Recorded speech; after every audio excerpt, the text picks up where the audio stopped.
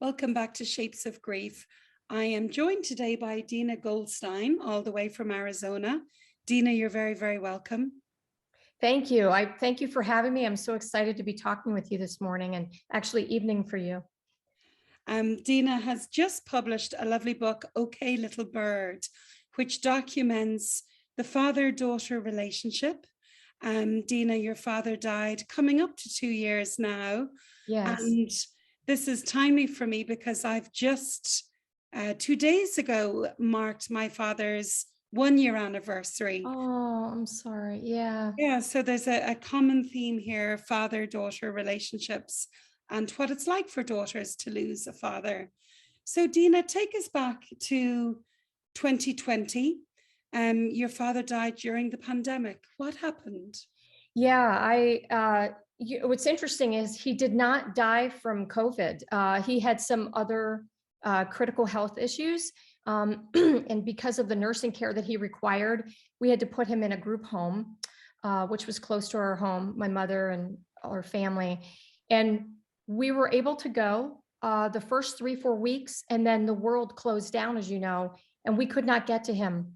And I thought to myself, it's bad enough. I'm about to lose my father. Now, the little time he has left, I can't even get to him. So we were lucky that there was staff that was willing to hold up a cell phone. You know, technology is hard enough for anybody, let alone somebody that's dealing with cognitive decline due to health issues and things like that. So we were able to drop off food. I would mail cards. And then toward the end, when I was finally able to see him, we were very lucky. He had a patio, a private entrance. It wasn't meant to be private. It was just, he was off of a patio. So they called me and they said, you can visit your father. And I just thought I was gonna just fall over from joy. So I knew my dad didn't really have much of an appetite, but I made his favorite peanut butter sandwich and chips and everything. And didn't want to come empty-handed, never come empty-handed, always bring food, I was taught. So I was instructed to give the food to the nurse and walk my way around to the patio. And I went to the patio, and I hear this rustling around. They're like, Mark, your daughter's here. Do you want to see her? And I hear mumbling, and I thought, oh no. And I'm just waiting and waiting. She said, wait a minute, Deena, he wants to come see you. My father was not able to get out of his bed for a while. So the fact that he would get himself up and use whatever strength he had to come see me broke my heart and made me feel elated all in the same moment. It was awful and amazing. And he came, they wheeled him, and if we had 4 minutes, it was all he could muster. And without a spoiler alert, it was at that moment that he called me Little Bird, and he had never called me that his entire life. Something happened at that moment, Liz. I knew it. I felt it. It said so much and so little. And a few days after that, I was sitting by his bedside. Hospice had told us that he had only a few days. And I had some thoughts. I was just by myself looking at him, just trying to take in every moment like we all do when we have those few seconds. And I started writing, and literally a year and a half later, I lifted my head up. I mean, it just came pouring out. There was so much to tell. And that's how Little Bird was born, took flight, if you will. So back to those 4 minutes when he got himself out of bed, you said so much happened. What happened in those 4 minutes where he came out the patio door to you, Deena? You know, I couldn't say, how are you doing? Because that might have frustrated him. We knew how he was doing. So I knew that I had a few moments where physically he was he could barely keep his head up enough to look at me. I let him know that I loved him, and I was ecstatic that I could see him finally, that I missed him so much. And I was sorry that he was not feeling well. I tried to be in the moment where he was, because to take you back a little bit further, before he ended up in the group home, he had dealt with so many severe diagnoses. I mean, one of them, the doctor gave him 6 weeks. He had a rare form of cancer, which he beat. I wanted to get him a superhero cape because I couldn't believe it. But I remember that day sitting on the couch with him, and he got the diagnosis, and it was just he and I had always been able to make him laugh. There was never a moment of uncomfortable silence between us. And I thought, oh my gosh, I've got to say something. So I looked at him and I said, everything will be okay, Dad. And he looked at me and he said, you know, Deena, things are not going to be okay. You can't just tell somebody they're going to be okay. If you want to let me know you're going to support me, then say, you know what, I'm here for you, Dad, whatever you need. And that was a really defining moment. So fast forward, lesson learned. I thought, okay, I really need to go to this dark place with him, as my mom would put it. You really need to be with somebody. And I just said, I'm so sorry that you're hurting. I wish there was some way I could take your pain away. I love you. I miss you. My daughter says hello, everybody. He asked about her. He asked about my husband. He asked about work. And then he kind of pointed to his environment a little bit, to things outside, because he wasn't really at the door much. And then that was it. You could see the steam completely run out. What wisdom in him, though, when he said, don't give me these platitudes. Yes. And don't try to fix this, and don't try and make this better, because that's just going to isolate him and alienate him. He's like, you rock up where I am, which is in the pit. Yes. Of facing this disease. Absolutely. I mean, yeah, it's so true, because people have these platitudes. They don't know what to say. Yes, it's uncomfortable. The platitudes are actually more for yourself. When I said it's going to be okay, I was trying to make it okay for myself, because it was like ice water running through my veins multiple times over as he beat these, lung cancer and these awful things. And this is what we do to comfort our loved ones. We actually, in our attempt to comfort them, we comfort ourselves. And frankly, I didn't think it was all that comforting. It was just an awful moment. And so I knew when I saw him, I had a few minutes to really connect with him. So yes, we were just there together, sitting, acknowledging what we both knew was happening. I didn't know if I was going to see him again after that. I was able to, and I was actually with him when he passed. When you were with your father, did you ever acknowledge that he was dying with him? I had one experience. It's a brilliant question. It never came out overtly. It's sort of like the elephant in the room. Everybody knew it was happening, but nobody really said anything. And one day I was very involved in the process with home care and things like that. I was over there, and hospice came over, the social worker. And I said, I wanted to be respectful of my father's privacy. I said, I'll go ahead and go. My mother said, no, stay. So there we were, my mother, my father, myself, and the hospice social worker. And the first thing they do is it's like facing a train, an oncoming train. And they turned to him and they said, so, you're dying. And I'm sitting across the room, and I wanted the floor to open up.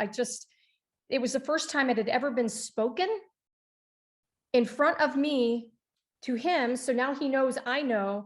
And I was paralyzed in the moment, which wasn't even about me. I just wanted to be a fly in the wall. I just so did not want to be there.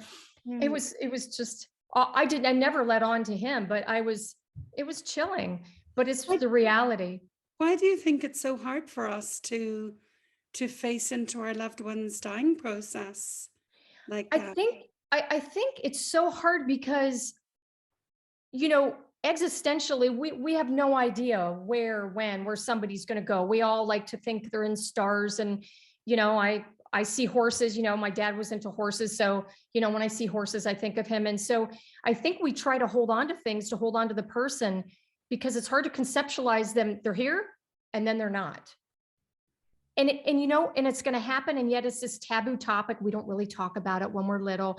Okay, don't talk about it. I mean, I remember having family dinners. My father was in his early 80s, and he would crack jokes about it. And I couldn't even do that. He used to joke around, don't serve stale pastries when we're having a memorial. Okay, because that's the first thing on my mind. Don't put out a stale croissant because Dad doesn't like that. So he always had a sense of humor about it. And if it wasn't for that sense of humor, I don't know how I would have gotten through that, because my family was really concerned. I was just going to turn into a pile of salt. I was a little concerned. Were you very close to him? Extremely. We were as thick as thieves. We were starting when I was little. My older brother and sister had nice relationships with him as well. I just somehow got under his skin. He was stern.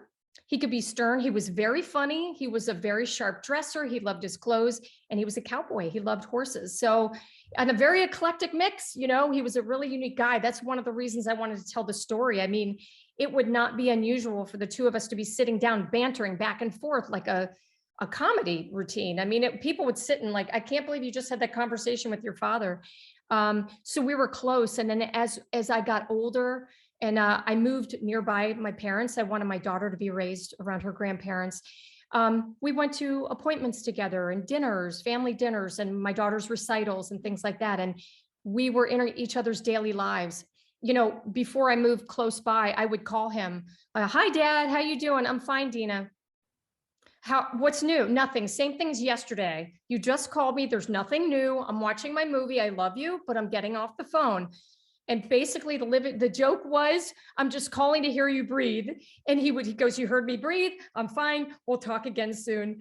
And I was okay with that. My friends would say, aren't you insulted by that? Nope, not at all. That's what I wanted. Done for small talk, it sounds like. No, not at all. I'm curious about the hospice workers coming in and saying, so you're dying, to your father. Did he talk about his dying or his death? Not for a moment, not for a moment, not to my mother, not to the family. He knew it. You knew he knew it. He kind of withdrew in, which is very typical. You learn, I don't know if you went through the hospice. Did you go through hospice with your father through that process? We had community hospice workers come to the house just for the last 2 or 3 days. Right, for comfort and make sure, yeah. Administer medication. Yeah. And medication, right. And they oversee the care and comfort. And it's really interesting because they teach you an entire education. So they're coming to the house and you're learning terminology. So withdrawing is a very normal part of that process. Cognitively, visually, he just, you know, suddenly watching the news every day, not of interest, small talk, not of interest. And so there would be times you would be sitting there and he never said anything to me. The only thing, he said 2 things to me while I was still able to go in. I would go in every day to see him when he was at this group home. I just never wanted him to feel alone for a moment. And one day I would sit on his bed because I did everything but crawl into his lap till I couldn't do it anymore because, you know, he was so frail. He just said to me, he reached out and took my hand and said, take care of your mother. And he started crying. And we both knew. And of course, and at one point he wanted me to get something special for one of the owners of the care home because he had just taken such wonderful concierge care of my father down to his favorite potato chips. And his complaints, frankly, you know, when he first got there, not the friendliest person. He complained a lot about stuff, but they worked it out, you know. You have to kind of mesh with your care team. So yeah. So he did acknowledge it in the take care of your mother and the tears. But it's curious, isn't it? What makes some people able to talk about dying and death?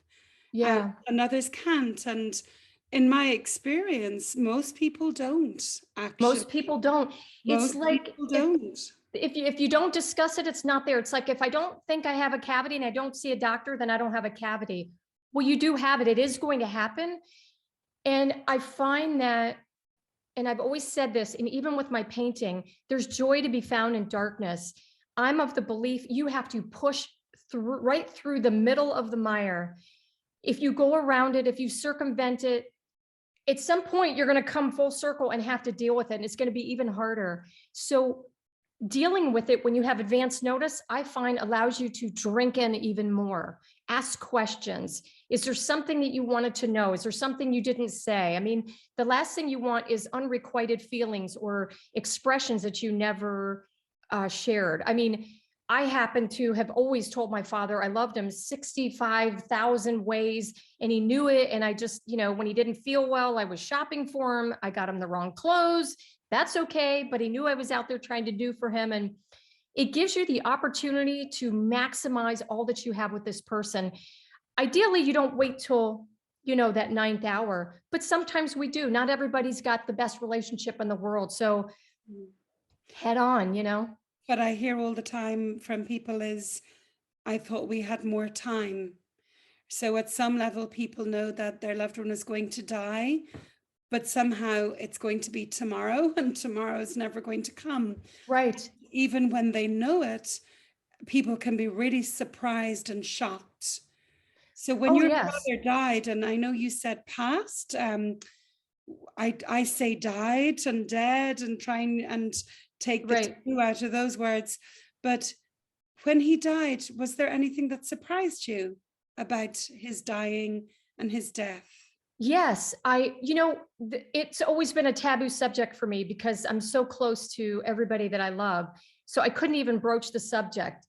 Fast forward, I am actually sitting in the room finding out that my father is going to pass away in the next 24 hours. And I thought to myself, oh my gosh, here I am. I am in the thick of it.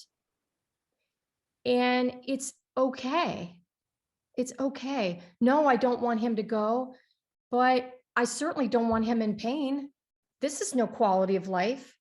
If you remove yourself from the equation, which is what we have to do in order to allow those we love that are dying to go where they need to be, you have to pull yourself out of it. And they don't want to be in a state of where there's a lack of humility, dignity, a quality of life, can't do their activities of daily living, going, into the restroom or showering. And, there's all the eating, sitting up to eat, having a beverage, these little things. I remember visiting my father with a milkshake. He struggled to get the paper that they put at the top of the straw. He couldn't get it off. And I never once reached out to help him because I knew if he wanted help, he would ask me. I didn't want to take that dignity away from him. And yet this is what we watch happen as they go through this process in hospice. And so when he was dying, I knew that hearing was the last, they told us hearing is the last sense to go. So I let him know, as my sister did, my mother did, we're here, it's okay. Do what you need to do. And I intentionally didn't talk too much because if they're hearing, you're pulling them back to the family that they don't want to leave at some level. I did not want to do that. I felt like that would be selfish. So I said it a few times and then I just pulled back and I was in the room with him and allowed him to go. And his eyes were open the entire time, gazing upward. Not typical, not atypical, but it's not, it was unnerving. There was an evening I was in there with him by myself that I will never forget.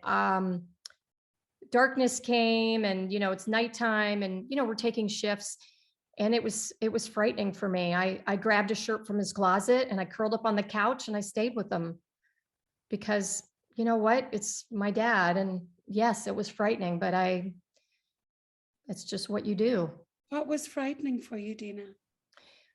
His appearance, the changes that were taking place went from no changes to just like the hospice pamphlet said, coloring, breathing, respiration. They breathe and then it might be like 45 seconds before you see the chest rise and fall. And all these things that, you think when going into this, it's going to be so morbid. It's not morbid. It's part of life. Death is part of life. And the fact that I could sit here and talk about it, if you had spoken with me 2 years ago, nope, not going to happen. I'd have taken the conversation to M&Ms and snacks and everything else in between, which I still do most of the time. But actually, on a funny note, because there was humor all the way through this process, my sister and I sat vigil, gave my mom a break. She was tired. And we always have food in our purse.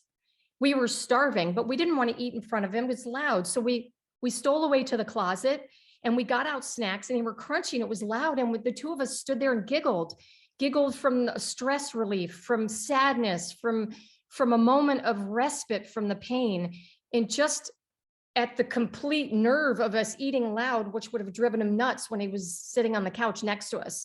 And all we could think, I was going, what is going on in there? I'm trying to die, people. And you're chewing so loud. It sounds like there's elephants in the room. And we had this nice moment and it was nice. But here you are, you have this person who's right on the brink of dying. And I'm chewing on Cheetos, of 10 feet away with my sister, but it was okay. It's okay. Death is very normal in so many ways. And I think we infuse it with this big holy moment or holy meaning. And in some ways it is, and it also isn't, Right, right. Often you can be there in the silence and somebody's dying, and then you put on some chant or some song and they can wake up and say, turn off the bloody music, would you? Yeah, you're driving me crazy, right? Yeah, like, just because someone's dying, it doesn't mean they've suddenly become a saint overnight. Exactly right. Yeah, I'm knighting you. You're dying. Yes. Yeah. Actually, it's funny you said that, because a couple weeks before he died, my dad was meticulous about his hair. Nobody touched his hair except my mother. She cut it for him. But, his hair was like in his face, and I was like, you know what? I'll just reach out. He hadn't budged. He furrows his brow and he's like shaking his head. I was like, oh, okay, message taken. So it's true. They're just because they can't move or speak doesn't mean they've lost their, who they are. They're still not going to like that. So absolutely. You mentioned there just the appearance as somebody's dying, and it's something we really don't talk about enough. And I remember saying, I don't know who I said it to. Maybe I said it on a podcast episode, but what I had forgotten is how long it can take to die sometimes. Yes. My father was 10 days without drinking or eating before he died. Yeah. We have some myths around that it's only 2 or 3 days we can survive, and that's actually not true. Not true. Yeah. And so much dying happens before death. So Yes. there's a whole process of dying. Exactly like you said, there can be huge change to the appearance of our loved one, a huge amount of weight loss. Yes. That happens before our eyes. Their color can change, the way they hold their mouth, the way they hold their face. And I think when we're not prepared for that, it can be quite shocking. I'm thinking of your description on the sofa with your dad's shirt. Yes. It's frightening. But it's really important just to tell people about that. It can take a long time. Our loved one's appearance can change dramatically. They can look quite dead when they're not dead. When they're not, yes. And they hang on. For a while, yeah. And I know certainly my dad seemed like we call it the Duracell Bunny. There used to be an ad for Duracell. Yes, I remember. The bunny just keeps going, and it was like there was no semblance of him anymore, but his heart was beating and his lungs were breathing. And it was literally like, at one stage I Googled pacemakers, and can a pacemaker keep going when somebody's dead? Because it was that's interesting. He looks so dead, but his heart and lungs were just going and going and going. And that was for, 2 or 3 days towards the end. But I think it's these things that can be quite disturbing to people because we're not prepared. You're not. I mean, I think, and it's true, everything you said physiologically happens, to the letter. And hospice, if you have the blessing of working with hospice, it is truly an education. It's a master class on going through this period of time. My father did the same thing as yours, Liz. He held on, where it was sort of like, okay, like, you get these calls, okay, another day, and hospice would say, I don't know, he seems to be hanging on. There's no really semblance of the person that is the person, their essence. They're not exuding any energy. They're not really moving. You're not getting in anything interactive. You're not getting a squeeze back from the hand. It's simply a vessel, if you will. Their physiology is just maintaining itself. At that point, it's like a car that's just going and so you're watching it wind down, but nobody's going to tell you where you're going to stall on the highway, so you just sort of coast, right? And then all of a sudden, I don't know if you noticed with your dad, it was nothing, everything was kind of subtle, and then all of a sudden it was like, okay, things are changing. It just goes to a next phase. And I remember them coming in and checking his respiration and saying, okay, it's very low. It was like in the 70s. When it gets this point, it's usually fairly soon. Okay, so now you go through this phase where he's dying, but no, okay, now he's really dying. Before it was like, okay, it's going to happen. I've got a few more days to not go into panic mode. Now it's imminent. Okay, now I'm like, you're waiting. It's his vigil. Yeah. Yeah. And it's so true. You don't know, is this going to be 3 days? Is this going to be a week? Is this going to be 10 days? It's very hard, but it's really interesting the way you did that motor, that was exactly like Dad. It was like a very, very slow. Yes.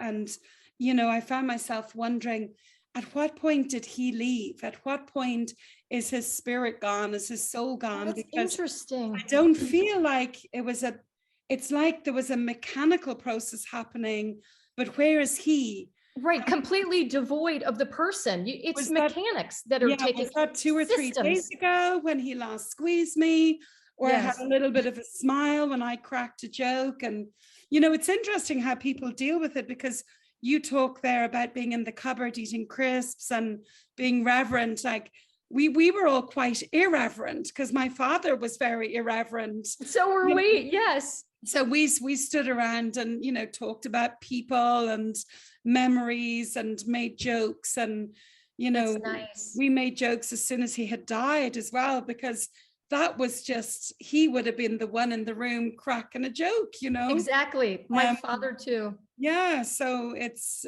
really. And wasn't that liberating for you to be able to do that? It turns it into a different experience altogether. I mean, my father has always had a sense of humor about stuff, life, death, disease, whatever. He's like, you know what? It is what it is. What am I going to do? And he'd always refer to, as long as I'm on the other side of the grass. Well, when people get to the incoming one-liners chapter, the first time I went to visit him at the cemetery, we're Jewish. So in the Jewish tradition, you don't get a stone. They do a stone setting a year following their passing. So I go out there and there's this teeny little index card, looked like something from a kindergarten class, and his name. And all I could think of was this incoming one-liner dad comment. Oh, that's nice. So I made it to 85 and all they could do was put down an index card. Like, is anybody going to find me unless a bird goes to the bathroom on this thing and leaves a trail? And I started laughing and I was like, you know what? That is the greatest gift, because it happens to be all the time.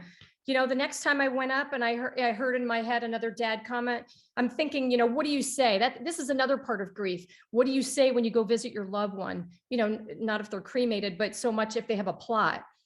Do you talk? Do you stand there? Are you eating? Or are you putting a stone down? And so I thought, well, I guess I'll just talk to him. I'm always chatty before. Why stop now?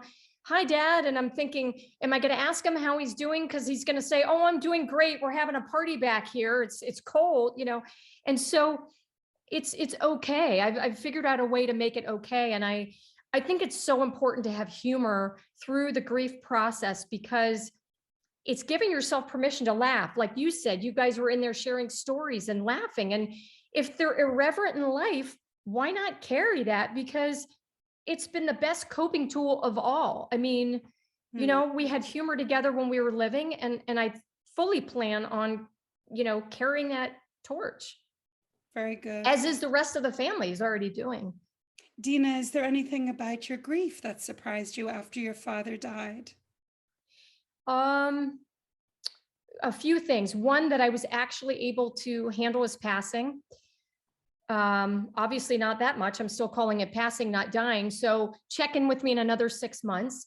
But the fact that I can what is it about saying the word his death that's difficult? I think probably it just takes me back to being in the room with them when it happened. What I didn't share with you yet is when my sister and I were in there and they came in and took the respiration, it was very low. And they said, okay, it could be any time. And we were sitting on the couch across from him and my back was turned away from him. I was facing my sister. And for a moment, we were just being normal, just talking. And all of a sudden, out of nowhere, my whole body started shuddering. It was the oddest thing. I mean, it was just, I'm like, oh my God, something's happening. And my sister's like, no, it's fine. I'm like, no. And I'm literally like, my body's tremoring. And we turn, no respiration. But this had happened before. And then you'd see his chest rise. And we waited and waited. Okay, now it's a minute. Now she's like, yeah, no, he's gone. I'm like, oh my God. Shuddering stopped. Now, I was not facing my father when that happened. I think two things happened in that moment. Number one, he did not want me to see him go.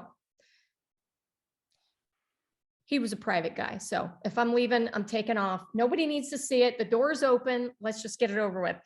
So there was that. And I just felt his energy pass through me. And I always feel a little bit of it in there. that's not coming out right. But you know what I mean? I feel that energy in there. And yeah, it was the most startling thing, even though we knew it was going to happen. And he didn't look that much different because it was a matter of an hour or two. And then suddenly 5 minutes after it happened, you start to see more changes.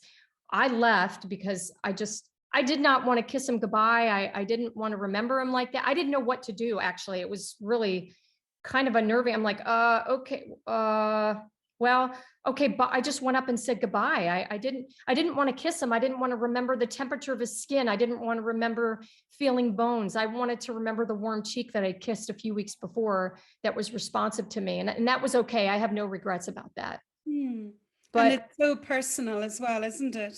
It's very personal. Yeah. Everybody will have their own experience and make their own choices, and none of them are right or wrong.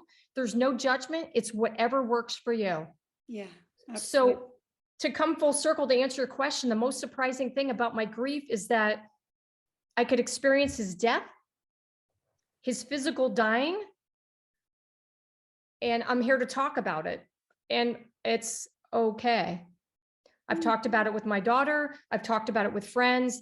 I didn't really talk about it at the beginning because I kind of processed things on my own.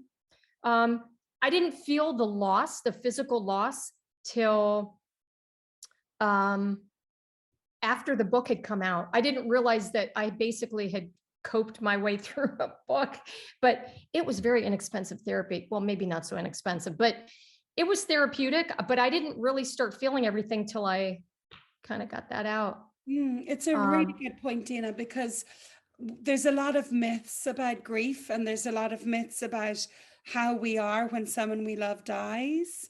And most of us are okay. Most of us cope. When I say most of us, research says that, we all need information and support and, kindness from family and friends and community. And then about 60% of us will be okay with that. Right. With just that, I know most of us will be okay, and we will integrate our grief, and our grief won't be a brutal experience. And this is a really important message to get out there, because often the only people who are out there advocating for the bereaved or those who are grieving are people who've had a really difficult bereavement experience. Perhaps the death has been sudden or tragic or unexpected, untimely, and in those circumstances, grief can be very difficult. But that's something that surprised me as well, because I was very, very close to my father. He was the most important figure in my life in many ways. And I really integrated his loss very easily. And I think because it was anticipated, I was prepared for it. Like you, I was at his death. I was by his side. I had no regrets. And, he wasn't going to go anywhere else. At 92, you're not going to up and do a world trip or something. So you stop wishing for time or miracles or cures, and you begin to wish for a good death, a gentle death, a peaceful death. And then specifically during COVID times, you want to be with them. And then that's almost enough. If I can be there, the list of expectations certainly shrank during the pandemic, and just to be by their side was all we would wish for. Yeah, I mean, just the simplest things, just to be by their side. I mean, during COVID, even the funeral, we were scaled down to just 5 or 6 of us, and 6 feet apart, and masks, and all the rituals that are associated with death change. How many people can visit, how long you can visit for, can you visit? During COVID, a lot of people were isolated, so you don't have that. But yeah, I think it's kind of like pregnancy. The people that talk about pregnancy sometimes are the people that have these awful traumatic experiences, and it becomes somehow like the norm in this horrible event, much like death. It's not always this tragic, horrible thing. You do somehow incorporate it into your life. I mean, look, you do this amazing podcast that inspires, that educates, that reaches out to people, that gives them permission to feel how they feel and let them know that they'll be okay. And I think integrating loss is continuing to integrate the person into your life, just in a different way. Absolutely. Absolutely. It's moving forward with them as opposed to moving on or leaving them behind. How do we integrate them and move forward with them with this different relationship? Right. Tell us about your book. What is Okay Little Bird? So, Okay Little Bird is a memoir about my life with my father. It starts off very young. You learn a brief history about the family dynamics. My brother and sister would tell you was as if I was raised in a different house because I would get away with things, probably because I was the youngest, but he was very strict. He was, raised very proper. And so he had ideas about things, whether it was how you dressed, how you spoke, how you sat at the dinner table. I still sometimes forget to put my napkin in my lap. Sorry, Dad. And there was these things that you did and did not do, and you towed the line. I sort of pushed the envelope with him. And the more I pushed, the more he would laugh. And the more I saw this softer side. And I kept pushing and pushing. And I think that not being intimidated by gruff, irritable, stern exterior allowed me to get to this softer side, which opened up this whole amazing rapport that we had all the way through, every age of my life in my 20s. And, he wrote me letters in college. The book takes you through voicemails, cantankerous family dinners, shopping excursions in which I went when he was sick and he was at home. He was cold. I went to go buy him a jacket, but the jacket had to look right because if visitors came, he didn't want to look askew. And I came home with this jacket that I had no idea was from the women's department. Well, that was the end of that. I don't want to spoil the rest of that chapter, but these were the things we did. And it was just like back and forth. And somebody said to me recently, I had an interview and they said, your father would say things to you and most people would be insulted. He was a little bit sassy or whatever, but you somehow never took it personally. I never did. I just saw this guy that was a really great guy. He was funny, he was smart, he was handsome and dapper. And I was able to connect with him. And then he would never let people see his vulnerable side. I mean, he'd wear black glasses at family events and things like that. And one day I had to take him for a diagnostic exam at the doctor, and he had to have his shirt off for leads or whatever. I think it was a heart exam. I had to help him to put his shirt back on. He was so embarrassed. He said, I'm so embarrassed. He put his head down. I can't believe I look like this. I said, it's okay, Dad. He said, would you mind helping me on with my shirt? And I said, no, it's okay. He allowed me into those vulnerable moments that are all part of the beginning of that end. His body's changing, he's frail. And so the book documents that. So all the way through, and it's bouncy. You'll laugh and you'll cry. And, but in the end, you'll be inspired because like you said, the grief just becomes part of your world. It's just a new normal and everything is okay. Beautiful. So, Deena, thank you so much for your time today.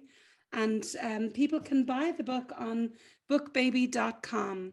It's called Okay Little Bird. Thank you so much. Thank you so much. I really enjoyed talking with you.